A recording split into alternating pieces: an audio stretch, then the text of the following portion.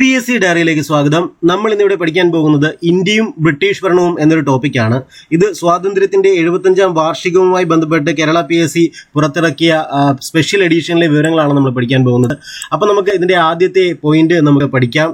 ഒന്നാമത്തെ പോയിന്റ് പറയുന്നത് 1765 അലഹബാദ് ഉടമ്പടിയിൽ റോബർട്ട് ക്ലൈവിനൊപ്പം ഒപ്പുവെച്ചത് ആരെന്നാണ്. റോബർട്ട് ക്ലൈവിനൊപ്പം അലഹബാദ് ഉടമ്പടിയിൽ 1765 ഒപ്പുവെച്ചത് ഷാ ആലം രണ്ടാമനാണ്. ഷാ ആലം രണ്ടാമൻ 1765 അലഹബാദ് ഉടമ്പടിയിൽ റോബർട്ട് ക്ലൈവിനൊപ്പം ഒപ്പുവെച്ചത് ഷാ ആലം രണ്ടാമനാണ്. ബ്രിട്ടീഷുകാർക്കെതിരെ പോരാട്ടത്തിനിറങ്ങിയ അഹമ്മദ് നഗറിലെ ഗോത്രജനത ഏതാണ്? അത് കോലികളാണ്. കോലികൾ അല്ലെ. ബ്രിട്ടീഷുകാർക്കെതിരെ പോരാട്ടത്തിനിറങ്ങിയ അഹമ്മദ് നഗറിലെ ഗോത്രജനതയാണ് കോലികൾ എന്നറിയപ്പെടുന്നത്. ഇന്ത്യ സ്വതന്ത്രമാകുമ്പോൾ ബ്രിട്ടീഷ് രാജാവായിരുന്നത് ജോർജ് ആറാമനാണ്. ഇന്ത്യ സ്വതന്ത്രമാകുമ്പോൾ ബ്രിട്ടീഷ് രാജാവായിരുന്നത് ജോർജ് ആറാമനാണ്. നിങ്ങൾ ആദ്യമായിട്ടാണ് ഈ ചാനൽ കാണുന്നതെങ്കിൽ സബ്സ്ക്രൈബ് ചെയ്യുക. തുടർന്നും വീഡിയോകൾ ലഭിക്കുന്നതിന് വേണ്ടിയിട്ട് ബെൽ ഐക്കൺ എനേബിൾ ചെയ്യുക. ബ്രിട്ടീഷ് ഇന്ത്യയിൽ പോലീസ് കമ്മീഷനുകൾ നിയമിക്കപ്പെട്ട വർഷങ്ങൾ 1860 1902 ബ്രിട്ടീഷ് ഇന്ത്യയിൽ പോലീസ് കമ്മീഷനുകൾ ശ്രദ്ധിക്കണം. ബ്രിട്ടീഷ് ഇന്ത്യയിൽ പോലീസ് കമ്മീഷനുകൾ നിയമിക്കപ്പെട്ട വർഷങ്ങളാണ് 1860 1902. ബംഗാൾ വിഭജനം റദ്ദാക്കിയ ബ്രിട്ടീഷ് രാജാവ് ആരാണ്? അത് ജോർജ് അഞ്ചാമനാണ്. ജോർജ് അഞ്ചാമൻ. ബംഗാൾ വിഭജനം റദ്ദാക്കിയ ബ്രിട്ടീഷ് രാജാവ് ജോർജ് അഞ്ചാമനാണ്. ബ്രിട്ടീഷ് ഇന്ത്യയിൽ സിവിൽ ഭരണവും നീതിന്യായ ഭരണവും വേർപെടുത്തിയ നിയമം ഏതാണ്? അത് 1793 കോൺവാലിസ് കോഡാണ്. Cornwallis code. അപ്പോൾ കോൺവാലിസ് കോഡിന്റെ പ്രത്യേകത എന്താണ്? 1793 അല്ലെ. ഈ കോൺവാലിസ് കോഡിന്റെ പ്രത്യേകത എന്ന് പറഞ്ഞാൽ ബ്രിട്ടീഷ് ഇന്ത്യയിൽ സിവിൽ ഭരണവും പിന്നെ അതിൽ നിന്ന് നീതിന്യായ ഭരണവും നീതിന്യായ ഭരണവും വേർപെടുത്തി. ബ്രിട്ടീഷ് ഇന്ത്യയിൽ സിവിൽ ഭരണവും നീതിന്യായ ഭരണവും വേർപെടുത്തിയ നിയമമാണ് 1793 കോൺവാലിസ് കോഡ് എന്നറിയപ്പെടുന്നത്. ബ്രിട്ടീഷ് പാർലമെന്റിൽ അംഗമായ ആദ്യത്തെ ഭാരതീയനാരാണ്? അത് ദാദാഭായ് നവറോജിയാണ് അല്ലെ. ദാദാഭായ് നവറോജിയാണ് ബ്രിട്ടീഷ് പാർലമെന്റിൽ അംഗമായ ആദ്യത്തെ ഭാരതീയനാണ് ദാദാഭായ് നവറോജി. അടുത്തൊരു പോയിന്റ് നോക്കാം. 1919 ഗവൺമെന്റ് ഓഫ് ഇന്ത്യ ആക്ടിന്റെ കുറവ് പരിഹരിക്കാൻ ബ്രിട്ടീഷ് പാർലമെന്റ് 1935 പാസാക്കിയ നിയമമാണ് 1935 ഗവൺമെന്റ് ഓഫ് ഇന്ത്യ ആക്ട്. എന്താണ് 1919 ഗവൺമെന്റ് ഓഫ് ഇന്ത്യ ആക്ടിന്റെ കുറവ് പരിഹരിക്കാൻ ബ്രിട്ടീഷ് പാർലമെന്റ് 1935 പാസാക്കിയ നിയമമാണ് 1935 government of India act. Canning പ്രഭുവിന്റെ കാലത്ത് 1860 ബ്രിട്ടീഷ് ഇന്ത്യയിലെ ആദ്യത്തെ ബജറ്റ് അവതരിപ്പിച്ചത് സർ ജെയിംസ് വിൽസൺ ആണ്. ഇത് നിങ്ങൾക്ക് അറിയാവുന്ന ഒരു പോയിന്റ് ആയിരിക്കും അല്ലെ. കാനിങ് പ്രഭുവിന്റെ കാലത്താണെന്ന് ഓർക്കണം. ഇത് കാനിങ് പ്രഭുവിന്റെ കാലത്താണ് 1860 ബ്രിട്ടീഷ് ഇന്ത്യയിലെ ആദ്യത്തെ ബജറ്റ് അവതരിപ്പിച്ചത് സർ ജെയിംസ് വിൽസൺ ആണ്. ഇന്ത്യ ഭരിക്കാൻ ബ്രിട്ടീഷുകാർ സ്വീകരിച്ച തന്ത്രം ഏതാണ്? അത് ഭിന്നിപ്പിച്ചു ഭരിക്കൽ അല്ലെ. തമ്മിലടിച്ച് നിന്നാലേ അവർക്ക് ഭരിക്കാൻ പറ്റുള്ളൂ. അതുകൊണ്ട് തമ്മിലടിപ്പിച്ച് നിർത്തുക എന്നുള്ളതായിരുന്നു അവരുടെ ഒരു തന്ത്രം അല്ലെ. ഇന്ത്യ ഭരിക്കാൻ ബ്രിട്ടീഷുകാർ സ്വീകരിച്ച തന്ത്രം എന്ന് പറയുന്നത് ഭിന്നിപ്പിച്ചു ഭരിക്കൽ എന്നൊരു തന്ത്രമായിരുന്നു. ചെന്നൈയിൽ ബ്രിട്ടീഷുകാർ ഫോർട്ട് സെന്റ് ജോർജ് സ്ഥാപിച്ചത് 1639 അതായത് ഫോർട്ട് അല്ലെ, കോട്ട എന്നാണ്. ഫോർട്ട് സെന്റ് ജോർജ് കോട്ട ബ്രിട്ടീഷുകാർ ചെന്നൈയിൽ സ്ഥാപിച്ച വർഷം ഏതാണ്? 1639 1639. ബ്രിട്ടീഷ് ഇന്ത്യയിൽ സെക്രട്ടറി ഓഫ് സ്റ്റേറ്റ് എന്ന പദവി സൃഷ്ടിക്കപ്പെട്ടത് എന്നാണ്? അത് 1858 ബ്രിട്ടീഷ് ഇന്ത്യയിൽ സെക്രട്ടറി ഓഫ് സ്റ്റേറ്റ് എന്ന പദവി സൃഷ്ടിക്കപ്പെട്ട വർഷം 1858. ലോവർ ബർമയെ ബ്രിട്ടീഷ് ഇന്ത്യയോട് കൂട്ടിച്ചേർത്ത വൈസ്രോയി ഡഫ്രിൻ പ്രഭുവാണ്. ലോവർ ബർമയെ ബ്രിട്ടീഷ് ഇന്ത്യയോട് കൂട്ടിച്ചേർത്ത വൈസ്രോയി ആരാണ്? ഡഫ്രിൻ പ്രഭുവാണ്. ബ്രിട്ടീഷ് പാർലമെന്റ് റെഗുലേറ്റിംഗ് ആക്ട് പാസ്സാക്കുന്ന സമയത്തെ ബ്രിട്ടീഷ് പ്രധാനമന്ത്രി ആരെന്ന് ചോദിച്ചാൽ അത് ലോർഡ് നോർത്ത്. വ്യത്യസ്തങ്ങളായ ഒത്തിരി പോയിന്റുകൾ നിങ്ങൾക്ക് ഇന്നീ ക്ലാസ്സുകളിൽ പഠിക്കാൻ പറ്റും. അതുകൊണ്ട് അവസാനം വരെ കാണാൻ ശ്രമിക്കുക. ബ്രിട്ടീഷ് പാർലമെന്റ് റെഗുലേറ്റിംഗ് ആക്ട് പാസ്സാക്കുന്ന സമയത്തെ ബ്രിട്ടീഷ് പ്രധാനമന്ത്രി എന്ന് പറയുന്നത് ലോർഡ് നോർത്ത് ആണ്. ശ്രീരംഗപട്ടണം ഉടമ്പടിയിൽ അത് 1792 നമുക്കറിയാം അല്ലെ. ശ്രീരംഗപട്ടണം ഉടമ്പടി നമ്മൾ ടിപ്പു സുൽത്താനുമായി ബന്ധപ്പെട്ട് പഠിക്കുന്നതാണല്ലേ. ശ്രീരംഗപട്ടണം ഉടമ്പടിയിൽ 1792 ഒപ്പുവെച്ചത് ആരൊക്കെ തമ്മിലാണ്? ടിപ്പു സുൽത്താൻ അല്ലെ. ടിപ്പുവും ബ്രിട്ടീഷുകാരും ചേർന്നിട്ടാണ് ശ്രീരംഗപട്ടണം സന്ധിയിൽ ഒപ്പുവയ്ക്കുന്നത്. അടുത്തൊരു പോയിന്റ് നോക്കുക. ബ്രിട്ടീഷ് ഇന്ത്യയിൽ സ്ഥാപിച്ച ആദ്യത്തെ യൂണിവേഴ്സിറ്റി ചോദിച്ചാൽ അത് കൊൽക്കത്ത യൂണിവേഴ്സിറ്റിയാണ്. ബ്രിട്ടീഷുകാർ ഇന്ത്യയിൽ സ്ഥാപിച്ച ആദ്യത്തെ യൂണിവേഴ്സിറ്റി ഏതാണ്? കൊൽക്കത്ത യൂണിവേഴ്സിറ്റി കോട്ടയാണ്. ഇന്ത്യയിൽ ബ്രിട്ടീഷുകാർ നിയമിച്ച ആദ്യത്തെ കോട്ടയാണ് ചോദിക്കുന്നത് അല്ലെ. അത് ഏതാണെന്ന് നമ്മൾ ഓൾറെഡി പഠിച്ചിട്ടുള്ളതാണ് അല്ലെ. ഇതൊരു റിവിഷൻ കൂടിയായിരിക്കും പലർക്കും. ബ്രിട്ടീഷ് ഇന്ത്യയിൽ ആദ്യമായിട്ട് സ്ഥാപിച്ച കോട്ട ഏതാണെന്ന് അറിയാലോ, സെന്റ് ജോർജ് കോട്ടയാണ്. സെന്റ് ജോർജ് കോട്ട. ഞാനിവിടെ അപ്ലോഡ് ചെയ്യുന്ന എല്ലാ വീഡിയോ ക്ലാസ്സിൻ്റെയും പരീക്ഷ നമ്മൾ ടെലഗ്രാം ചാനലിൽ നടത്താറുണ്ട്.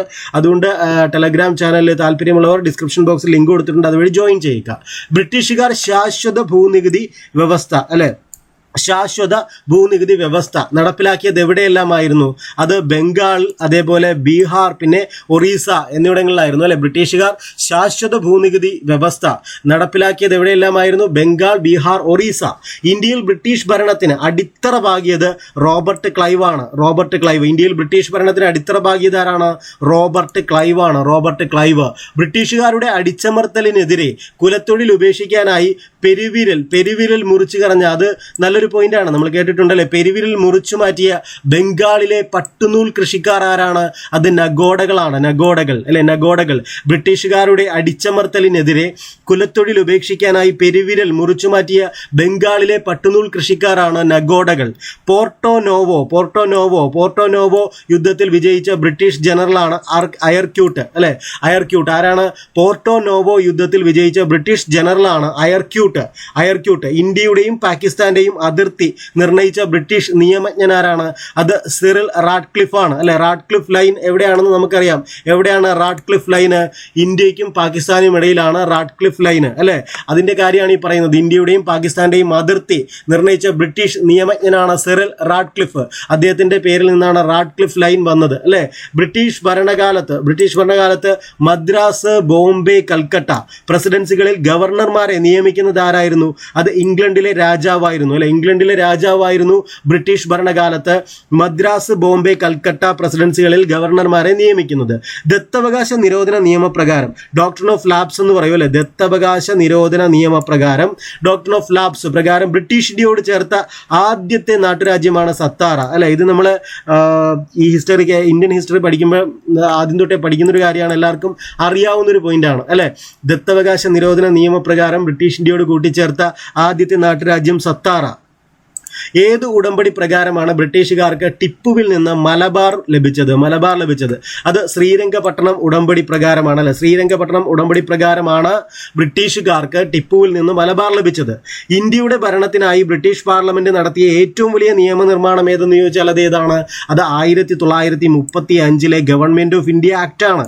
ഇന്ത്യയുടെ ഭരണത്തിനായി ബ്രിട്ടീഷ് പാർലമെന്റ് നടത്തിയ ഏറ്റവും വലിയ നിയമനിർമ്മാണം എന്ന് പറയുന്നത് 1935 ഗവൺമെന്റ് ഓഫ് ഇന്ത്യ ആക്ട് ആണ്. Government of India act. അടുത്തത്, ബ്രിട്ടീഷുകാർക്കെതിരെ മിതവാദികൾ അവലംബിച്ച മാർഗം ഏതായിരുന്നു? അത് നിവേദനവും അഭ്യർത്ഥനയുമായിരുന്നു അല്ലെ.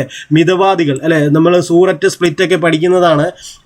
മിതവാദികളും തീവ്രവാദികളുമായിട്ട് കോൺഗ്രസ് സ്പ്ലിറ്റ് ചെയ്തൊക്കെ നമ്മൾ പഠിച്ചിട്ടുണ്ട്. അതിൽ മിതവാദികൾ അവലംബിച്ച മാർഗം ഏതായിരുന്നു? ബ്രിട്ടീഷുകാർക്കെതിരെ നിവേദനവും അഭ്യർത്ഥനയുമായിരുന്നു.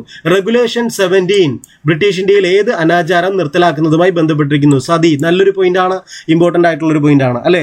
റെഗുലേഷൻ 17. ഇനി റെഗുലേഷൻ 17 എന്ന് കേട്ടാൽ നിങ്ങൾ എന്ത് മനസ്സിലാക്കണം? സതി എന്ന് മനസ്സിലാക്കണം അല്ലെ. അപ്പോൾ റെഗുലേഷൻ 17 ബ്രിട്ടീഷ് ഇന്ത്യയിൽ ഏത് അനാചാരം നിർത്തലാക്കുന്നതുമായി ബന്ധപ്പെട്ടിരിക്കുന്നു? സതി. ബ്രിട്ടീഷ് ഇന്ത്യയോട് ചേർക്കുന്ന സമയത്ത് ഔദിലെ ഭരണാധികാരി ആരായിരുന്നു? അത് വാജിദ് അലി ഷാ ആയിരുന്നു അല്ലെ. ബ്രിട്ടീഷ് ഇന്ത്യയോട് ചേർക്കുന്ന സമയത്ത് ഔദിലെ രാജാവ് ആരായിരുന്നു? വാജിദ് അലി ഷാ ആയിരുന്നു അല്ലെ. ഇനി നിങ്ങൾ സതി എന്ന് കേൾക്കുമ്പോൾ നിങ്ങളുടെ മനസ്സിലേക്ക് ഏത് ഓർമ്മ വരണം? സതി എന്ന് കേൾക്കുമ്പോൾ റെഗുലേഷൻ 17 അല്ലെ. റെഗുലേഷൻ 17 എന്ന് നിങ്ങൾക്ക് ഓർമ്മ വരണം. സതി എന്ന് കേൾക്കുമ്പോൾ റെഗുലേഷൻ 17 എന്ന് നിങ്ങളുടെ മനസ്സിലേക്ക് ഓർമ്മ വരണം. അതേപോലെ ബ്രിട്ടീഷ് ഇന്ത്യയോട് ചേർക്കുന്ന സമയത്ത് ഔദിലെ ഭരണാധികാരി വാജിദ് അലി ഷാ ആയിരുന്നു. ഹോം റൂൾ പ്രസ്ഥാനത്തിന്റെ പ്രധാന ലക്ഷ്യം എന്തായിരുന്നു? ഹോം റൂൾ പ്രസ്ഥാനത്തിന്റെ പ്രധാന ലക്ഷ്യം ബ്രിട്ടീഷ് സാമ്രാജ്യത്തിനുള്ളിൽ സ്വയംഭരണം നേടുക എന്നുള്ളതായിരുന്നു അല്ലെ. അതാണ് ഹോം റൂൾ, സ്വയംഭരണം നേടുക. ബ്രിട്ടീഷ് സാമ്രാജ്യത്തിനുള്ളിൽ സ്വയംഭരണം നേടുക എന്നതായിരുന്നു ഹോം റൂൾ പ്രസ്ഥാനത്തിന്റെ പ്രധാന ലക്ഷ്യം. 1781 പോർട്ടോ നോവോയിൽ വെച്ച് ജനറൽ അയർക്യൂട്ട് ആരെയാണ് പരാജയപ്പെടുത്തിയത്?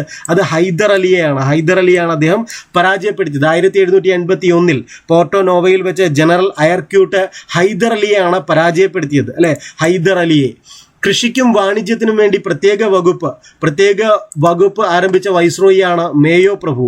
ഇത് ആ ഒരു സമയത്ത്, അതായത് നമ്മളിപ്പോൾ റെഫർ ചെയ്തുകൊണ്ടിരിക്കുന്ന പുസ്തകം സ്വാതന്ത്ര്യത്തിന്റെ അമൃത വർഷങ്ങളുമായി ബന്ധപ്പെട്ട് PSC സ്പെഷ്യൽ എഡീഷനായിട്ട് ഇറക്കിയതാണ്. അപ്പോൾ ഈ ഒരു സമയത്തായിരുന്നു നമ്മുടെ ഒരു പ്രിലിംസ് പരീക്ഷ നടക്കുന്നത്.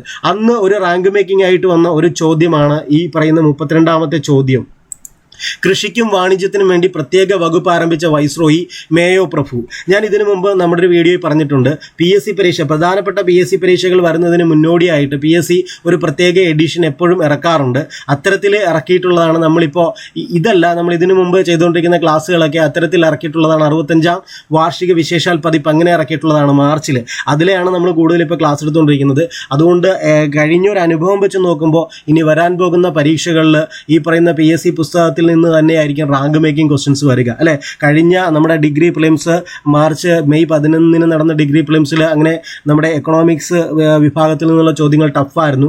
ആ ക്വസ്റ്റ്യൻ വന്നത് നമ്മുടെ ഈ പറയുന്ന 65ാം വാർഷിക വിശേഷാൽ പതിപ്പിൽ നിന്നായിരുന്നു വന്നിട്ടുണ്ടായിരുന്നത്, അല്ലെ? അപ്പോൾ എൻ്റെ ഒരു പ്രതീക്ഷ വെച്ചിട്ട് റാങ്ക് മേക്കിംഗ് ആയിട്ടുള്ള ക്വസ്റ്റ്യൻസ് ഒക്കെ നമ്മുടെ ആ പുസ്തകത്തിൽ നിന്ന് തന്നെ ആയിരിക്കും വരിക. അതുകൊണ്ട് നിങ്ങൾ ഒരിക്കലും നഷ്ടം വിചാരിക്കേണ്ട. ഞാൻ കുറച്ച് ക്ലാസ്സുകൾ, പ്രധാനപ്പെട്ട ടോപ്പിക്കുകളുടെ ക്ലാസ്സുകൾ നമ്മൾ എടുത്തിട്ടിട്ടുണ്ട്. അതിൻ്റെ പ്ലേലിസ്റ്റ് ഉണ്ട്. നിങ്ങൾ സമയം കണ്ടെത്തി ഒരു തവണയെങ്കിലും, നിങ്ങൾ സമയമില്ലെങ്കിൽ 2x സ്പീഡിലിട്ടെങ്കിലും കാണാൻ ശ്രമിക്കുക. നിങ്ങൾക്കത് തീർച്ചയായിട്ടും പ്രയോജനം ചെയ്യും, ഉറപ്പായിട്ടും പ്രയോജനം ചെയ്യും. അപ്പോൾ നമ്മുടെ ബാക്കി പോയിന്റിലേക്ക് വരാം. അപ്പോൾ ഈ പറയുന്ന 32ാമത്തെ ക്വസ്റ്റ്യൻ എന്ന് പറയുന്നത് ആ ഒരു സമയത്ത്, ഈ പുസ്തകം ഇറങ്ങി കഴിഞ്ഞതിന് ശേഷമാണ് ആ പരീക്ഷ നടക്കുന്നത്. ആ ഒരു സമയത്തെ ഒരു പരീക്ഷയിൽ ഒരു റാങ്ക് മേക്കിംഗ് ആയിട്ടുള്ള ഒരു ക്വസ്റ്റ്യൻ ആയിരുന്നു, കൃഷിക്കും വാണിജ്യത്തിനും എന്ന് വേണ്ടിയിട്ടുള്ളത്. അപ്പോൾ അത് അങ്ങനെ വന്നിട്ടുണ്ട്. അപ്പോൾ അതുകൊണ്ട് ശ്രദ്ധിക്കുക, പഠിക്കുക നന്നായിട്ട്. അടുത്തൊരു പോയിന്റ് നോക്കാം. 1790 ടിപ്പുവിനെതിരെ രൂപം കൊണ്ട ത്രികക്ഷി സഖ്യത്തിൽ ഉൾപ്പെട്ടവർ ആരൊക്കെയാണെന്നാണ് ചോദിച്ചിട്ടുള്ളത്. അത് ഇംഗ്ലീഷുകാര്, മറാത്തര്, അതുപോലെ നിസാം, അല്ലെ? ഇവർ ചേർന്നിട്ടാണ് ത്രികക്ഷി സഖ്യം രൂപപ്പെടുന്നത്, അല്ലെ? വ്യത്യസ്തങ്ങളായ പോയിന്റുകളൊക്കെ പുസ്തകത്തിൽ കാണാൻ പറ്റും. 1790 ടിപ്പുവിനെതിരെ രൂപം കൊണ്ട ത്രികക്ഷി സഖ്യത്തിൽ ഉൾപ്പെട്ടവർ ആരെല്ലാം? ഇംഗ്ലീഷുകാർ, മറാത്തർ, നിസാം. ബംഗാളിൽ ശാശ്വത ഭൂനികുതി വ്യവസ്ഥ നടപ്പിലാക്കിയതാരാണ്? കോൺവാലിസ് ആണ്, അല്ലെ? കോൺവാലിസ് ശാശ്വത ഭൂനികുതി വ്യവസ്ഥ നടപ്പിലാക്കിയത് കോൺവാലിസ് ആണ്. ബ്രിട്ടീഷ് ഇന്ത്യയിൽ വൈസ്രോയിയുടെ എക്സിക്യൂട്ടീവ് കൗൺസിലിലേക്ക്, അത് ഓർക്കണം, ആരുടെയാണ്? വൈസ്രോയിയുടെ എക്സിക്യൂട്ടീവ് കൗൺസിലിലേക്ക് ഒരു ഇന്ത്യക്കാരനെ നാമനിർദ്ദേശം ചെയ്യുന്നതിന് വൈസ്രോയിയെ അധികാരപ്പെടുത്തിയ നിയമമാണ് 1909 ഇന്ത്യൻ കൗൺസിൽ നിയമം. അപ്പോൾ എന്താണ്? ബ്രിട്ടീഷ് ഇന്ത്യയിൽ വൈസ്രോയിയുടെ എക്സിക്യൂട്ടീവ് കൗൺസിലിലേക്ക് ഒരു ഇന്ത്യക്കാരനെ നാമനിർദ്ദേശം ചെയ്യുന്നതിന് വൈസ്രോയിയെ അധികാരപ്പെടുത്തിയ നിയമം ഏതാണ്? 1909 ഇന്ത്യൻ കൗൺസിൽ നിയമം, അല്ലെ? മിൻഡോ മോർലി റിഫോംസ് എന്ന് നമ്മൾ പഠിക്കാറുണ്ട്, അല്ലെ? 1909. അടുത്തൊരു പോയിന്റ് നോക്കുക. ബംഗാളിലെ ദ്വിഭരണ സംവിധാനത്തിന്റെ ഉപജ്ഞാതാവാരെന്നാണ്. അതായത് ബംഗാളിലെ ദ്വിഭരണ സംവിധാനത്തിന്റെ ഉപജ്ഞാതാവ് റോബർട്ട് ക്ലൈവ് ആണ്. ബംഗാളിലെ ദ്വിഭരണ സംവിധാനത്തിന്റെ ഉപജ്ഞാതാവ് റോബർട്ട് ക്ലൈവ് ആണ്. ബ്രിട്ടീഷുകാരും ഫ്രഞ്ചുകാരും ഇന്ത്യൻ മണ്ണിൽ നടന്ന സംഘർഷത്തിന് ഏത് സന്ധി പ്രകാരമാണ് തിരശ്ശീല വീണത്? പാരീസ് സന്ധിയാണ്, അല്ലെ? ബ്രിട്ടീഷുകാരും ഫ്രഞ്ചുകാരും തമ്മിലുള്ള ഇന്ത്യൻ മണ്ണിൽ നടന്ന സംഘർഷത്തിനാണ്. ബ്രിട്ടീഷുകാരും ഫ്രഞ്ചുകാരും ഇന്ത്യൻ മണ്ണിൽ നടന്ന സംഘർഷത്തിന് ഏത് സന്ധി പ്രകാരമാണ് തിരശ്ശീല വീണത്? അത് പാരീസ് സന്ധി പ്രകാരമാണ് തിരശ്ശീല വീണത്, അല്ലെ? ബാക്കി നമ്മൾ അടുത്ത പേജിലാണ് നമുക്ക് പഠിക്കാം. ബർമയെ ഇന്ത്യയിൽ നിന്നും വേർപെടുത്തിയ നിയമം ഏതാണ്? അത് 1935 ഗവൺമെന്റ് ഓഫ് ഇന്ത്യ നിയമമാണ്. ഇത് പ്രാബല്യത്തിൽ വന്നത് 1937 അപ്പോൾ ബർമയെ ഇന്ത്യയിൽ നിന്നും, അല്ലെ? ബർമ ഇപ്പം മ്യാൻമാർ എന്നല്ല അറിയപ്പെടുന്നത്. ബർമയെ ഇന്ത്യയിൽ നിന്ന് വേർപെടുത്തിയ നിയമം ഏതാണ്? 1935 ഗവൺമെന്റ് ഓഫ് ഇന്ത്യ നിയമം. ഇത് പ്രാബല്യത്തിൽ വന്നത് 1937 ബ്രിട്ടീഷ് സർക്കാരിന്റെ വകുപ്പെന്ന നിലയിൽ ഇന്ത്യ ഓഫീസ് സ്ഥാപിതമായ വർഷം 1858 അപ്പോൾ എങ്ങനെയാണ്? ബ്രിട്ടീഷ് സർക്കാരിന്റെ വകുപ്പെന്ന നിലയിൽ ഇന്ത്യ ഓഫീസ് സ്ഥാപിതമായത് 1858 കഴ്സൺ പ്രഭു നിയോഗിച്ച സർവകലാശാല കമ്മീഷന്റെ ചെയർമാൻ ആരായിരുന്നു? അത് സർ തോമസ് റോ ആയിരുന്നു, അല്ലെ? Sir Thomas raw. എന്താണ്? കഴ്സൺ പ്രഭു നിയോഗിച്ച സർവകലാശാല കമ്മീഷന്റെ ചെയർമാൻ ആരായിരുന്നു? സർ തോമസ് റോ ആയിരുന്നു. ബ്രിട്ടീഷ് ഇന്ത്യൻ പ്രൊവിൻസുകളിൽ ദ്വിഭരണം ഏർപ്പെടുത്തിയത് എന്ന് മുതലാണ്? 1919 മുതൽ. ബ്രിട്ടീഷ് ഇന്ത്യൻ പ്രൊവിൻസുകളിൽ ദ്വിഭരണം, ഇതൊക്കെ നല്ലൊരു പോയിന്റാണ് കേട്ടോ, ചോദിക്കാൻ സാധ്യതയുള്ളതാണ് പ്രസ്താവന രീതിയിൽ. ബ്രിട്ടീഷ് ഇന്ത്യൻ പ്രൊവിൻസുകളിൽ ദ്വിഭരണം ഏർപ്പെടുത്തിയ വർഷം 1919. അടുത്തൊരു പോയിന്റ് നോക്കാം. 1935 ഗവൺമെന്റ് ഓഫ് ഇന്ത്യ ആക്ട് പ്രകാരം അവശിഷ്ടാധികാരങ്ങൾ, റെസിഡ്യൂറി പവേഴ്സ്, അല്ലെ? അവശിഷ്ടാധികാരങ്ങൾ ആരിലാണ് നിക്ഷിപ്തമായിരിക്കുന്നത്? അത് ഗവർണർ ജനറലിൽ, അല്ലെ? ഗവർണർ ജനറലിലാണ്, അല്ലെങ്കിൽ വൈസ്രോയി എന്ന് പറയും, അല്ലെ? ഗവർണർ ജനറൽ അല്ലെങ്കിൽ വൈസ്രോയി വൈസ്രോയി അല്ലെ. അപ്പോൾ 1935 ഗവൺമെന്റ് ഓഫ് ഇന്ത്യ ആക്ട് പ്രകാരം അവശിഷ്ടാധികാരങ്ങൾ ആരിലാണ് നിക്ഷിപ്തമായിരിക്കുന്നത്? ഗവർണർ ജനറൽ അല്ലെ, ബ്രാക്കറ്റിൽ വൈസ്രോയി എന്നും കൊടുത്തിട്ടുണ്ട്. ബ്രിട്ടീഷ് ഇന്ത്യയിലെ കൗൺസിൽ ഓഫ് സ്റ്റേറ്റ്സിന്റെ എക്സ് ഒഫീഷ്യോ അധ്യക്ഷൻ ആരായിരുന്നു? അത് വൈസ്രോയി ആയിരുന്നു. ബ്രിട്ടീഷ് ഇന്ത്യയിലെ കൗൺസിൽ ഓഫ് സ്റ്റേറ്റ്സിന്റെ എക്സ് ഒഫീഷ്യോ അധ്യക്ഷൻ ആരായിരുന്നു? വൈസ്രോയി ആയിരുന്നു.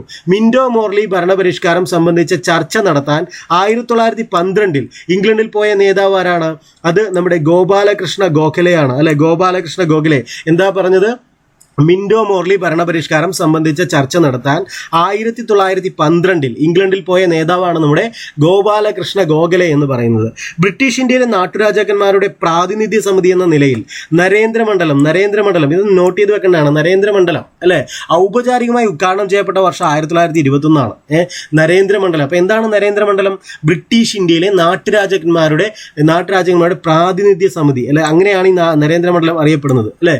എന്താണ്? ബ്രിട്ടീഷ് ഇന്ത്യയിലെ നാട്ടുരാജാക്കന്മാരുടെ പ്രാതിനിധ്യ സമിതി എന്ന നിലയിൽ നരേന്ദ്രമണ്ഡലം ഔപചാരികമായി ഉദ്ഘാടനം ചെയ്യപ്പെട്ടത് 1921 നാട്ടുരാജാക്കന്മാരുടെ ഒരു സമിതി എന്ന് ഉദ്ദേശിക്കാം നമുക്ക് അതിനെ. നരേന്ദ്രമണ്ഡലം നാട്ടുരാജാക്കന്മാരുടെ ഒരു കമ്മിറ്റി എന്നോ ഒരു സമിതി എന്നോ ഒക്കെ നമുക്ക് അതിനെ വിശേഷിപ്പിക്കാം. അതാണ് നരേന്ദ്രമണ്ഡലം എന്ന് പറയുന്നത്. അത് ഉദ്ഘാടനം ചെയ്യപ്പെട്ടത് 1921 സർദ ആക്ട് അല്ലെ, സർദ ആക്ട്, ചിലതിൽ ശാരദ ആക്ട് എന്നൊക്കെ കാണുന്നുണ്ട് അല്ലെ.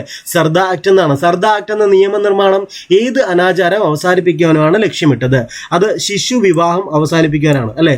ശിശു വിവാഹം അവസാനിപ്പിക്കാനാണ്. അപ്പൊ എന്താണ് സർദ ആക്ട്? സർദ ആക്ട് എന്ന് കേൾക്കുമ്പോഴേ ശിശു വിവാഹ നിരോധനം എന്ന് ഓർക്കണം അല്ലെ. സർദ ആക്ട് എന്ന നിയമനിർമ്മാണം ഏത് അനാചാരം അവസാനിപ്പിക്കുവാനാണ് ലക്ഷ്യമിട്ടത്? ശിശു വിവാഹം.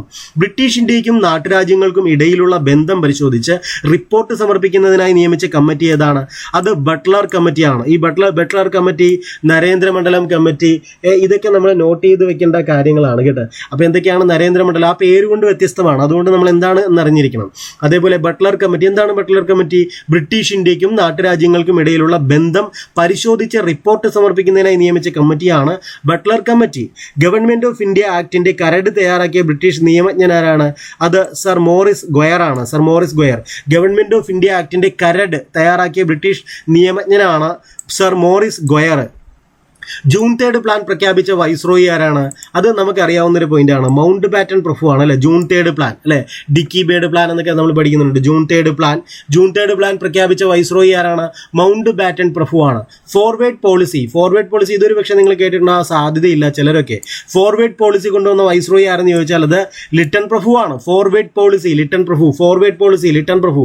ബ്രിട്ടീഷ് ഇന്ത്യയിലെ പ്രവിശ്യകളിൽ 1937 തിരഞ്ഞെടുപ്പ് നടത്തിയത് ഏത് നിയമം പ്രകാരമാണ്? അത് 1935 ഗവൺമെന്റ് ഓഫ് ഇന്ത്യ ആക്ട് അനുസരിച്ചിട്ടാണ് അല്ലെ. ആക്ട് അനുസരിച്ച്. അപ്പൊ എന്താണ്? ബ്രിട്ടീഷ് ഇന്ത്യയിലെ പ്രവിശ്യകളിൽ 1937 തിരഞ്ഞെടുപ്പ് നടത്തിയത് 1935 ഗവൺമെന്റ് ഓഫ് ഇന്ത്യ ആക്ട് അനുസരിച്ചിട്ടാണ്. പോലീസ് ഭരണക്രമത്തെക്കുറിച്ച് പഠിക്കാൻ കഡ്സൺ പ്രഭു നിയോഗിച്ച കമ്മീഷന്റെ തലവൻ ആരായിരുന്നു? അത് ആൻഡ്രൂ ഫ്രേസർ ആണ്. അല്ലെ. എന്താണ്? പോലീസ് ഭരണക്രമത്തെക്കുറിച്ച് പഠിക്കാൻ കഡ്സൺ പ്രഭു നിയോഗിച്ച കമ്മീഷന്റെ തലവനാണ് ആൻഡ്രൂ ഫ്രേസർ അല്ലെ. അടുത്തൊരു പോയിന്റ് നോക്കുക. ബ്രിട്ടീഷ് ഇന്ത്യയിലെ ആദ്യത്തെ മിലിറ്ററി അക്കാഡമി സ്ഥാപിച്ചത് എവിടെയാണ്? അത് കെറ്റയിലാണ്. കെറ്റ. ഇതൊക്കെ നിങ്ങൾക്ക് പുതിയ പോയിന്റ് ആയിരിക്കും പലർക്കും അല്ലെ. ബ്രിട്ടീഷ് ഇന്ത്യയിലെ ആദ്യത്തെ മിലിറ്ററി അക്കാഡമി സ്ഥാപിച്ചത് ക്വറ്റയിലാണ്. മെക്കാളെ പ്രഭു രൂപപ്പെടുത്തിയിരുന്ന ശിക്ഷാ നടപടികൾ നിയമമാക്കപ്പെട്ടത് ഏത് വൈസ്രോയിയുടെ കാലത്താണ്? അത് കാനിങ് പ്രഭുവിന്റെ കാലത്താണ്. കാനിങ് പ്രഭുവിന്റെ കാലത്ത്. എന്താണ്? മെക്കാളെ പ്രഭു രൂപപ്പെടുത്തിയിരുന്ന ശിക്ഷാ നടപടികൾ നിയമമാക്കപ്പെട്ടത് കാനിങ് പ്രഭുവിന്റെ കാലത്താണ്. ബ്രിട്ടീഷ് ഭരണാധികാരികൾ ഇന്ത്യക്കാരുമായി കൂടിയാലോചിച്ചാണ് ഭരണം നടത്തേണ്ടത് എന്ന ആശയം ഇന്ത്യൻ രാഷ്ട്രീയ രംഗത്ത് ആദ്യമായി അവതരിപ്പിച്ച നിയമം ഏതാണ്? അത് 1861 ഇന്ത്യൻ കൗൺസിൽസ് ആക്ട് ആണ് അല്ലെ.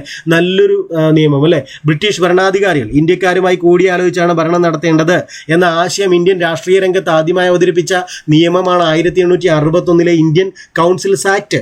റെയിൽവേ ബോർഡ് രൂപവൽക്കരിച്ചത് ഏത് വൈസ്രോയിയുടെ കാലത്താണ്? അത് കഡ്സൺ പ്രഭുവിന്റെ കാലത്താണ്. നല്ലൊരു ചോദ്യമാണ് കേട്ടോ. റെയിൽവേ ബോർഡ് രൂപവൽക്കരിച്ചത് ഏത് വൈസ്രോയിയുടെ കാലത്താണ്? കഡ്സൺ പ്രഭുവിന്റെ കാലത്താണ് റെയിൽവേ ബോർഡ് രൂപവൽക്കരിക്കുന്നത്. ബ്രിട്ടീഷ് ഇന്ത്യയിൽ പ്രവിശ്യ സ്വയംഭരണം വിഭാവനം ചെയ്ത നിയമനിർമ്മാണം 1935 ഗവൺമെന്റ് ഓഫ് ഇന്ത്യ ആക്ട് ആണ്. എന്താണ്? ബ്രിട്ടീഷ് ഇന്ത്യയിൽ പ്രവിശ്യ സ്വയംഭരണം വിഭാവനം ചെയ്ത നിയമനിർമ്മാണം 1935 ഗവൺമെന്റ് ഓഫ് ഇന്ത്യ ആക്ട് ആണ്. മൊണ്ടേഗു ചെംസ്ഫോർഡ് ഭരണപരിഷ്കാരങ്ങളെ കുറിച്ച് പഠിച്ച് നിർദ്ദേശങ്ങൾ സമർപ്പിക്കാനായി ബ്രിട്ടീഷ് സർക്കാർ സൈമൺ കമ്മീഷനെ നിയോഗിച്ചപ്പോൾ വൈസ്രോയി ആയിരുന്നത് ഇർവിൻ പ്രഭുവാണ്. ഇർവിൻ പ്രഭു എന്താണ്? മൊണ്ടേഗു ചെംസ്ഫോർഡ് ഭരണപരിഷ്കാരങ്ങളെ കുറിച്ച് പഠിച്ച് നിർദ്ദേശങ്ങൾ സമർപ്പിക്കുവാനായി ബ്രിട്ടീഷ് സർക്കാർ സൈമൺ കമ്മീഷനെ നിയോഗിച്ചപ്പോൾ വൈസ്രോയി ആയിരുന്നത് ആരാണ്? ഇർവിൻ പ്രഭുവാണ്. ഇർവിൻ പ്രഭു. ഞാനിവിടെ അപ്ലോഡ് ചെയ്യുന്ന എല്ലാ വീഡിയോസിൻ്റെയും പരീക്ഷ ഇടുന്നുണ്ട് ടെലഗ്രാമിൽ. താല്പര്യമുള്ളവർ ഡിസ്ക്രിപ്ഷൻ ബോക്സിൽ കൊടുത്തിട്ടുള്ള ലിങ്ക് വഴി ജോയിൻ ചെയ്യുക. നിങ്ങൾക്ക് ഞാനിവിടെ പങ്കുവയ്ക്കുന്ന വിവരങ്ങൾ പ്രയോജനപ്പെടുന്നുണ്ടെങ്കിൽ നിങ്ങൾ തീർച്ചയായും ലൈക്ക് ചെയ്യുക, സുഹൃത്തുക്കൾക്ക് ഷെയർ ചെയ്യുക, കമൻറ്റ് ചെയ്യുക. നമുക്ക് അടുത്തൊരു പോയിന്റ് നോക്കാം. ബ്രിട്ടീഷ് ഇന്ത്യയിൽ ആദ്യമായി പോലീസ് ആക്ട് നിലവിൽ വന്ന എന്നാണ്? 1861. ബ്രിട്ടീഷ് ഇന്ത്യയിൽ ആദ്യമായി പോലീസ് ആക്ട് നിലവിൽ വന്ന വർഷം 1861. ബ്രിട്ടീഷ് ഇന്ത്യയിലെ പ്രവിശ്യകളിൽ ദ്വിഭരണം അവസാനിപ്പിച്ച നിയമനിർമ്മാണം അത് 1935 ഗവൺമെന്റ് ഓഫ് ഇന്ത്യ ആക്ട് ആണ്. എന്താണ്? ബ്രിട്ടീഷ് ഇന്ത്യയിലെ പ്രവിശ്യകളിൽ ദ്വിഭരണം അവസാനിപ്പിച്ച നിയമനിർമ്മാണം ഏതെന്ന് ചോദിച്ചാൽ അത് 1935 ഗവൺമെന്റ് ഓഫ് ഇന്ത്യ ആക്ട് ആണ്. ദ്വിഭരണം ആരംഭിച്ചത് ഏതെന്ന് നമ്മളൊരു ആക്ട് പഠിച്ചിരുന്നു. ഓർമ്മയുള്ളവരൊന്ന് കമന്റ് ചെയ്യുക. ദ്വിഭരണം ആരംഭിച്ച ആക്ട് ഏത് ആക്ട് അനുസരിച്ചിട്ടാണ് ദ്വിഭരണം ആരംഭിച്ചതെന്ന്? മദ്രാസിൽ റയട്ട് വാരി അല്ലെ, ഇതെവിടെയാണ്? മദ്രാസിൽ അല്ലെ. മദ്രാസിൽ റയട്ട് വാരി സംവിധാനം നടപ്പിലാക്കിയത് ആരാണ്? അത് തോമസ് മൺട്രോയാണ്. 1820 തോമസ് മൺട്രോ മദ്രാസിൽ റയട്ട് വാരി സമ്പ്രദായം അല്ലെങ്കിൽ സംവിധാനം നടപ്പിലാക്കിയത് ആരാണ്? തോമസ് മൺട്രോയാണ്. 1820 1833 ചാർട്ടർ ആക്ട് പ്രകാരം രൂപവത്കൃതമായ ലോ കമ്മീഷന്റെ അധ്യക്ഷൻ ആരായിരുന്നു? അത് മെക്കാളെ ആയിരുന്നു അല്ലെ. 1833 ചാർട്ടർ ആക്ട് പ്രകാരം രൂപവത്കൃതമായ ലോ കമ്മീഷന്റെ അധ്യക്ഷനായിരുന്നത് മെക്കാളെയാണ് അല്ലെ. മെക്കാളെ പ്രഭു. ഇന്ത്യ സ്വതന്ത്രമാകുമ്പോൾ ബ്രിട്ടീഷ് പ്രധാനമന്ത്രി ക്ലെമന്റ് ആറ്റ്ലി ആയിരുന്നു. ക്ലെമന്റ് ആറ്റ്ലി അല്ലെ. ഇന്ത്യ സ്വതന്ത്രമാകുമ്പോൾ ബ്രിട്ടീഷ് പ്രധാനമന്ത്രി ആരായിരുന്നു? ക്ലെമന്റ് ആറ്റ്ലി ആയിരുന്നു. ക്ലെമന്റ് ആറ്റ്ലി അല്ലെ. ബ്രിട്ടീഷ് ഇന്ത്യ ഗവൺമെന്റിന്റെ ക്യാബിനറ്റ് അറിയപ്പെട്ടിരുന്ന പേരെങ്ങനെയാണ്? അത് വൈസ്രോയിയുടെ എക്സിക്യൂട്ടീവ് കൗൺസിൽ എന്നാണ്. എന്താണ്? ബ്രിട്ടീഷ് ഇന്ത്യ ഗവൺമെന്റിന്റെ ക്യാബിനറ്റ് അറിയപ്പെട്ടിരുന്നത് എങ്ങനെയാണ്? വൈസ്രോയിയുടെ എക്സിക്യൂട്ടീവ് കൗൺസിൽ എന്നാണ്. വൈസ്രോയിയുടെ എക്സിക്യൂട്ടീവ് കൗൺസിൽ. ഇന്ത്യ സന്ദർശിച്ച ഏക ബ്രിട്ടീഷ് രാജാവ് ആരാണ്?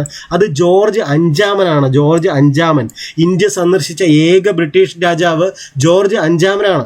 ബ്രിട്ടീഷ് ഇന്ത്യയിലെ കറൻസിയിൽ ചിത്രം ആലേഖനം ചെയ്യപ്പെട്ട അവസാനത്തെ രാജാവ് ജോർജ് ആറാമനാണ്. ജോർജ് ആറാമന്റെ പ്രത്യേകത എന്താണ്? ബ്രിട്ടീഷ് ഇന്ത്യയിലെ കറൻസിയിൽ ചിത്രം ആലേഖനം ചെയ്യപ്പെട്ട അവസാനത്തെ രാജാവാണ് ജോർജ് ആറാമൻ. റെയിൽവേയുടെ പ്രവർത്തനം സംബന്ധിച്ച നിർദ്ദേശങ്ങൾ സമർപ്പിക്കാൻ തോമസ് റോബർട്ട്സൺ ആരെയാണ് ഏൽപ്പിച്ചത്? തോമസ് റോബർട്ട്സൺ കമ്മീഷനെ നിയോഗിച്ച വൈസ്രോയി കഴ്സൺ പ്രഭുവാണ്. റെയിൽവേയുടെ പ്രവർത്തനം സംബന്ധിച്ച നിർദ്ദേശങ്ങൾ സമർപ്പിക്കാൻ തോമസ് റോബർട്ട്സൺ കമ്മീഷനെ നിയോഗിച്ച വൈസ്രോയി ആരാണ്? കഴ്സൺ പ്രഭുവാണ്. ബ്രിട്ടനിലെ ആൽബർട്ട് രാജകുമാരനെ വരവേൽക്കാൻ 1876 പിങ്ക് നിറം പൂശിയ നഗരം ജയ്പൂർ ആണ് അല്ലെ. ജയ്പൂർ സിറ്റി, പിങ്ക് സിറ്റി എന്നറിയപ്പെടും. ജയ്പൂർ സിറ്റി അല്ലെ. Pink city Jaipur. ബ്രിട്ടനിലെ ആൽബർട്ട് രാജകുമാരനെ വരവേൽക്കാൻ 1876 പിങ്ക് നിറം പൂശിയ നഗരമാണ് ജയ്പൂർ. വൈസ്രോയിയുടെ എക്സിക്യൂട്ടീവ് കൗൺസിലിലെ ഇന്ത്യക്കാരുടെ അംഗബലം 1 നിന്ന് 3 ഉയർത്തിയ നിയമം 1919 ഗവൺമെന്റ് ഓഫ് ഇന്ത്യ ആക്ട് ആണ് അല്ലെ. ഗവൺമെന്റ് ഓഫ് ഇന്ത്യ നിയമം എന്താണ്? വൈസ്രോയിയുടെ എക്സിക്യൂട്ടീവ് കൗൺസിലിലെ ഇന്ത്യക്കാരുടെ അംഗബലം 1 നിന്ന് 3 ഉയർത്തിയ നിയമമാണ് 1919 government of India act. British ഇന്ത്യയിലെ ആദ്യ കമാൻഡർ ഇൻ ചീഫ് ആരാണ്? അത് സ്ട്രിംഗർ ലോറൻസ് ആണ്. ബ്രിട്ടീഷ് ഇന്ത്യയിലെ ആദ്യ കമാൻഡർ സ്ട്രിംഗർ ലോറൻസ് ആണ്. സൈമൺ കമ്മീഷൻ ഇന്ത്യയിൽ വന്നത് എന്തിനു വേണ്ടിയിട്ടാണ്? ദ്വിഭരണ സംവിധാനത്തെ വിലയിരുത്താൻ. എന്താണ്? ദ്വിഭരണ സംവിധാനത്തെ വിലയിരുത്തുന്നതിന് വേണ്ടിയിട്ടാണ് സൈമൺ കമ്മീഷൻ ഇന്ത്യയിൽ വന്നത്. സൈമൺ കമ്മീഷൻ ഇന്ത്യയിൽ വന്നത് എന്തിനാണ്? ദ്വിഭരണ സംവിധാനത്തെ വിലയിരുത്താൻ. ബ്രിട്ടീഷ് ഇന്ത്യയിൽ വൈസ്രോയിയുടെ എക്സിക്യൂട്ടീവ് കൗൺസിലിലേക്ക് പൊതുമരാമത്ത്